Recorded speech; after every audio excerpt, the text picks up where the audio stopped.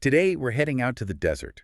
Yeah. We're going deep into the existential crisis facing one of the world's most talked about cultural experiments, Black Rock City. When you think about the early days of Burning Man, that, that spontaneous magic, the stories are just incredible. I was reading this amazing anecdote about the 1998 man structure. Apparently, if you touch this steel support and then just barely touch someone else's fingertip, Oh, the blue electric thread? yes, this tiny little blue electric thread of electricity would just dance between your fingers. It was described as something that just came to visit us and wanted to play a while. And that's it right there. That's the essence of it. It's those pure unscripted moments. Like, I read about a participant who remembered chasing a flickering neon kangaroo across the playa in the middle of the night. Huh. A neon kangaroo. Exactly. Just pure anti-institutional possibility. And what's really fascinating is that this was all happening right before the first wave of critics started declaring the event was dead. Right. As soon as it got media exposure in '96, they said the spirit was gone. The spirit was gone. So this narrative that Burning Man is dead is, almost as old as the event itself. It's been killed off by critics a dozen times. No. But now it feels different. The conversation has shifted from cultural criticism to literal survival. It absolutely has. And that brings us to the core thesis of this deep dive today, a phrase we kept seeing.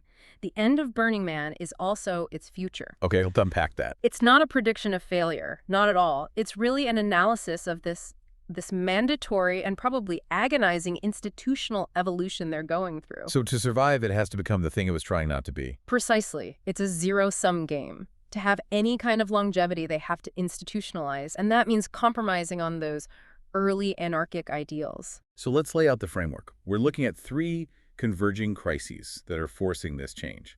First, what we're calling climate shock. The desert itself is becoming just dangerously unpredictable. Then you have capital penetration or, gentrification. The philosophy of decommodification is just being swallowed by luxury. And finally, the big one, intensive regulatory constraints from the federal government, which are forcing huge logistical and cultural changes. And our mission here is to really understand that tightrope walk. How is the organization trying to balance survival with its own founding principles? Principles like radical self-reliance, radical inclusion. Decommodification. Yeah. Because as we're going to see, almost every single adaptive strategy they're forced to use seems to violate one of those core tenets.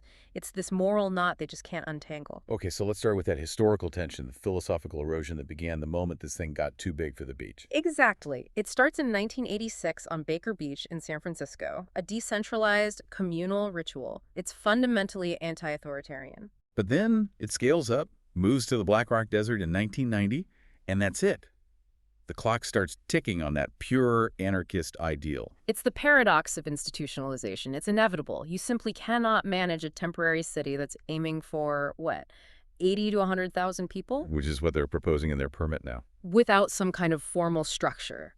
So the BRC LLC had to be created. It's this necessary evil that handles the real-world stuff.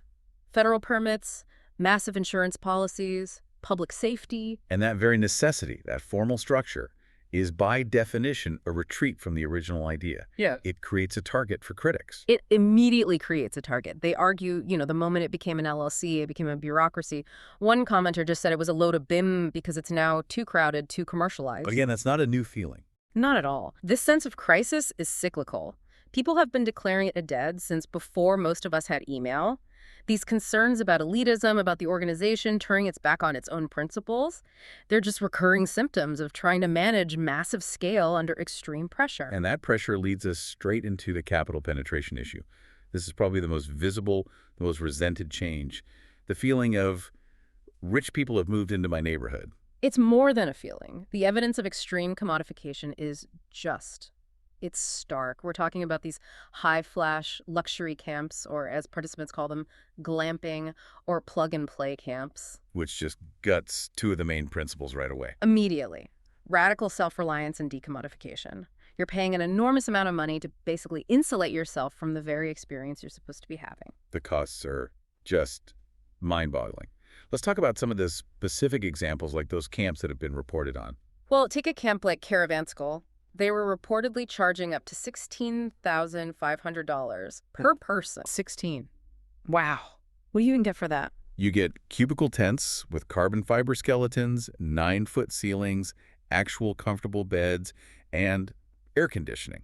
And this is all frequently surrounded by high, private walls. It's a completely sealed-off oasis. That's the total antithesis of the philosophy, isn't it? It just turns it into a spectator event. Yeah. You pay your fee, and someone else deals with the harsh environment for you. It creates a class division. And the data, unfortunately, really shows how this wealth divide is fracturing another principle: radical inclusion. Yeah. When the ticket price alone can be a huge chunk of someone's yearly income, the whole inclusivity thing just kind of falls apart. It breaks down. Let's look at the numbers. The average ticket is now around $575. And that's the average. The top-tier tickets, the ones meant to subsidize the others, they can reach $3,000. And that doesn't even touch transportation, food, water, supplies. So when researchers looked at the attendance data, they found a direct correlation.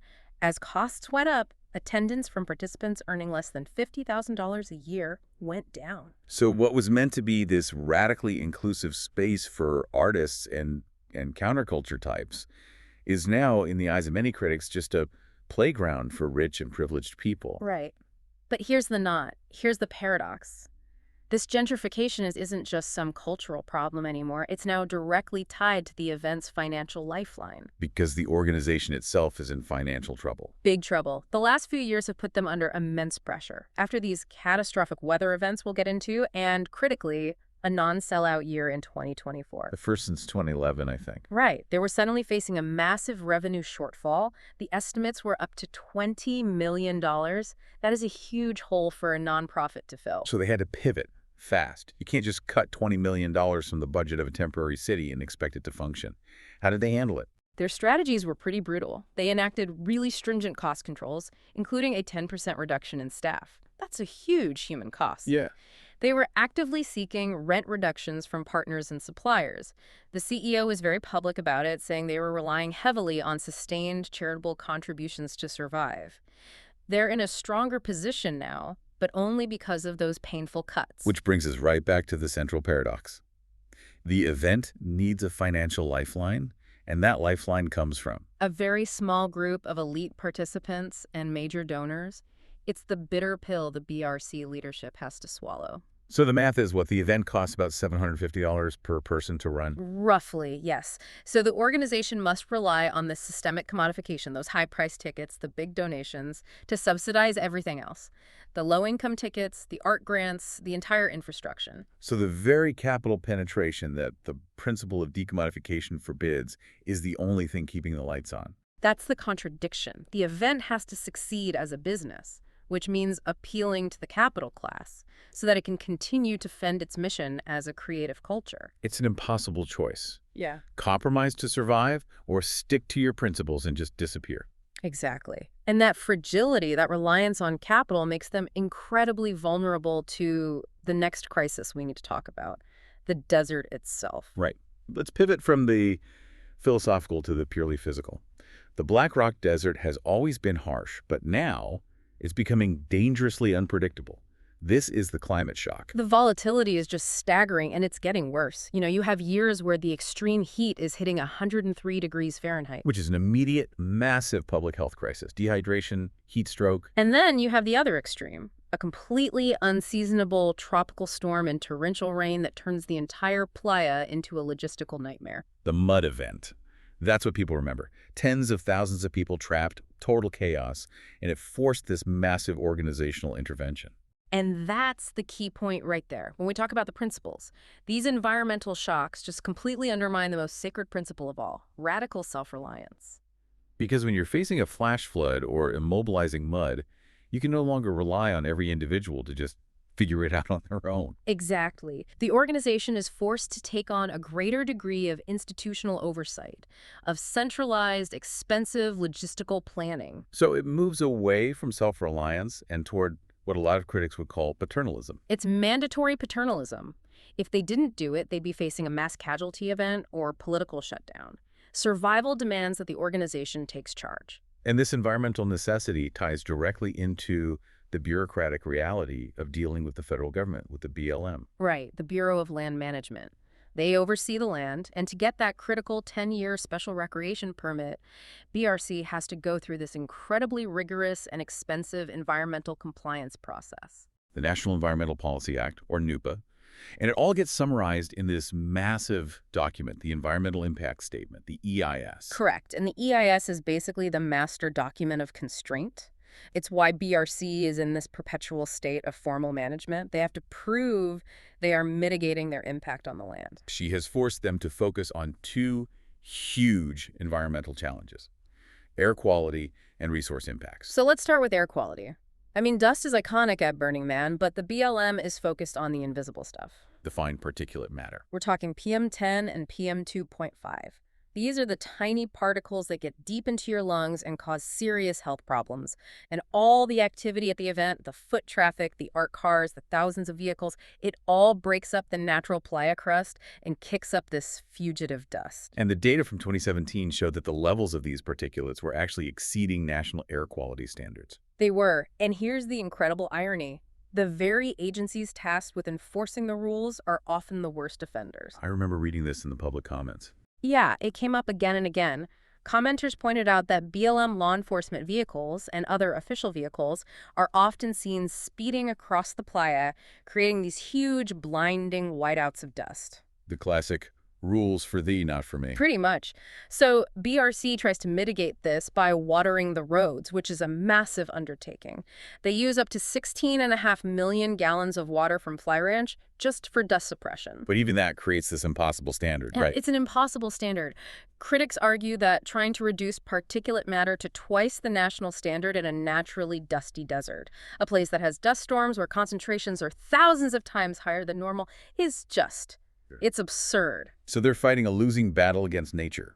And the only tool they have, watering the roads, creates its own huge environmental footprint. It's the moral knot all over again. And that moves us to the resource impacts. The EIS pointed to participant vehicles as the primary way ecological harm gets transmitted beyond just dust. This is about the noxious weeds. Yes, the noxious weed risk assessment. It was rated as high risk.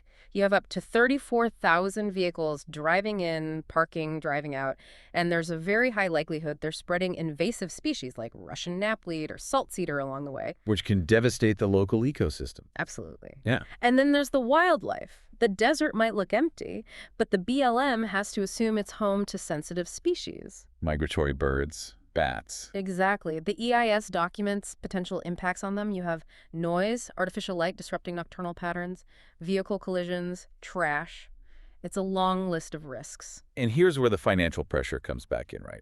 There was a twist with the wildlife surveys. There was. The BLM noted that BRC specifically requested that formal wildlife surveys not be conducted during the EIS process, and the primary reason was to save money. Wow. So to cut costs, they skipped the research. Which forces the BLM to use the most conservative measure possible, the precautionary principle. They just have to assume the species are there and then mandate expensive, comprehensive mitigations to protect them from everything. It's a regulatory boomerang.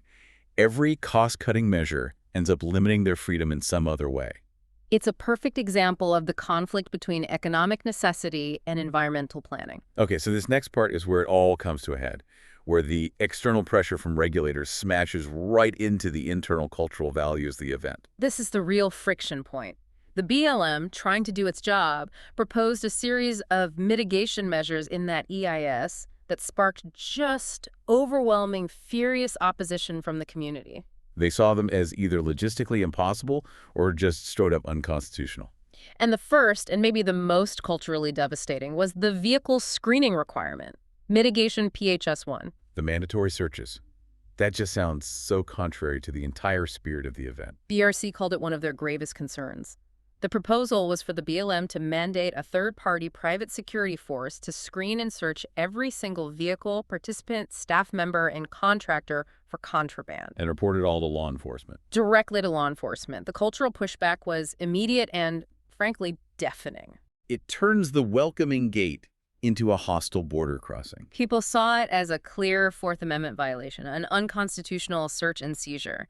The argument was, just wanting to attend an event on public land doesn't give law enforcement probable cause to search you and all your belongings. It treats everyone like a potential criminal. Exactly. And beyond the civil rights issues, the environmental cost of trying to implement this would have been astronomical. It would completely contradict the EIS's own The wait goals. times to get in are already insane. They're already, what, 8, 12, sometimes 15 hours long? Now imagine having to do a detailed search of thousands of densely packed vehicles. People would have to unpack everything, have it searched in a high-wind, dusty environment, then repack it. The entry time would balloon from hours To days, potentially days. And what does that mean environmentally? It means thousands of cars idling for days, just spewing out pollution, greenhouse gases, degrading the date road. the very act of ensuring order would create massive environmental disorder. It's Right. absurd. It is. Now, the BLM did have a justification. From their perspective, they had data. Right. They cited the number of citations for illegal substances. They did. Their data showed that between 2012 and 2017, they issued an average of 196 citations per event for controlled substances. And they compared that to what? They compared it to only 6 per year in the rest of the entire Winnemucca district, so they argued they had a mandate to be more aggressive. But that comparison is statistically meaningless without context. Completely. 6 citations in a vast, sparsely populated area versus 196 in a temporary city of 80,000 people. They're not even remotely comparable metrics. Okay, let's move to the next huge conflict, the hard perimeter barrier, mitigation PHS-3. Right. The BLM proposed requiring Jersey barriers or K-rail fences, those huge concrete barriers you see on highways around the entire 9-mile perimeter of the city. And this is a security measure against, what, unauthorized entry? Unauthorized entry, and likely also a response to broader federal recommendations about securing soft targets against things like vehicle ramming attacks. But the community response was that this was environmentally and logistically catastrophic. It was. I mean, the sheer scale of it is just hard to comprehend. Participants did the math. To do this, you'd have to move 19 million pounds of concrete. 19 million pounds. That's about 4,750 individual barriers, each weighing 4,000 pounds. It would require an estimated 1,900 separate 10-ton truckloads driving over local roads and the Playa surface. Wait, 1,900 truckloads? That's not mitigation, that's an industrial project. It completely contradicts the whole environmental point of the EIS. It's a logistical catastrophe. And environmentally, the barriers themselves would create new problems. The current crash fence works because wind and dust can flow through it. And a solid concrete wall would block all that airflow. Completely. It would act like a snow fence for dust, creating what they described as massive 10-mile-long dunes on the Playa. Which you'd then need heavy machinery to clean up. Bulldozers? Graders? You'd be doing more damage trying to fix the problem you created. Not to mention, everyone saw it as an ugly eyesore and, critically, a potential death trap in a mass evacuation scenario like a fire or a flood. So that one got pushed back hard. Very hard. And thankfully, the BLM eventually retreated from it. Okay, another core principle, leave no trace. LNT. But there's a well-documented problem with trash being illegally dumped along the highway after the event. A huge problem, which led to the BLM's mitigation net too. Their solution was simple. Put dumpsters along Gate Road during the exodus. Which, on the surface, sounds like a very practical solution. It sounds practical, but it ignited both a cultural and an economic firestorm. On the cultural side, the argument is that it destroys radical self-reliance. Exactly. The burner argument is that if dumpsters are available, it just encourages people to be careless. It creates a reliance on someone else to clean up your mess. The whole point of LNT is you pack it in, you pack it all out, home. And then there's the economic side, which is fascinating. This is where it gets really complex. The Pyramid Lake Paiute tribe operates incredibly important and, frankly, lucrative waste and recycling stations along the highway. It's a huge part of their annual revenue. So if the BLM puts dumpsters at the gate, It would completely decimate that successful tribal business, a business that exists entirely because participants are following the LNT principle and need a place to legally dispose of their trash after they leave the playa. it shows how these principles have real-world economic impacts on the local communities. Absolutely. And finally, you see the organization itself starting to impose its own regulations internally to control the actual experience of being there. To manage the problems created by its own scale, noise, and privacy. Scale is the enemy of radical freedom. You just can't have 80,000 people living together with totally unchecked noise. So in 2023, they finally had to shift policy. The new sound policy. Regulating sound based on a conversational level at camp borders, mandating speakers have to point inward, and setting a 2 a.m. to 10 a.m. sound curfew on the city streets. It's an admission that anarchy just can't manage acoustics at that density. And the same thing happened with privacy because of digital cameras and social media. The crisis of trust. That early freedom, that idea of the anonymous nude schoolteacher on a bike. That's impossible if that image can be captured and broadcast to the world in seconds. It created, as they put it, voyeuristic crap. So they had to introduce strict policies against profiting from images. They had to draw a line to preserve that safe space for expression. And what was the compromise for professional photographers? It's nuanced. General commercial use is banned, but professional photographers can sell archival, gallery-style prints, expensive ones, or photo books. It allows the art to be preserved, but it prevents that mass commercial exploitation. They're regulating privacy to try and save radical self-expression. So if we step back and look at our thesis, the adaptive crisis is just crystal clear. For the institution to survive financially, environmentally, legally, it has to keep compromising the very principles it was founded on. That tension isn't going away. It's unavoidable at this scale. It's the paradox of success. It got so big that its survival now requires the bureaucracy and the rules it was created to reject. So Black Rock City itself becomes too institutionalized, too expensive, too heavily regulated. Where does that original culture actually go? Well, a lot of the old-timers are already answering that question. They're migrating. They're moving to the regionals. The smaller, decentralized events around the world. Exactly. By staying smaller, they stay below that threshold of massive scale. They avoid the intensive permitting, the huge environmental challenges. And a lot of veterans see them as preserving that original, creative, and archaic spirit. The culture is dispersing. So here's the final thought then.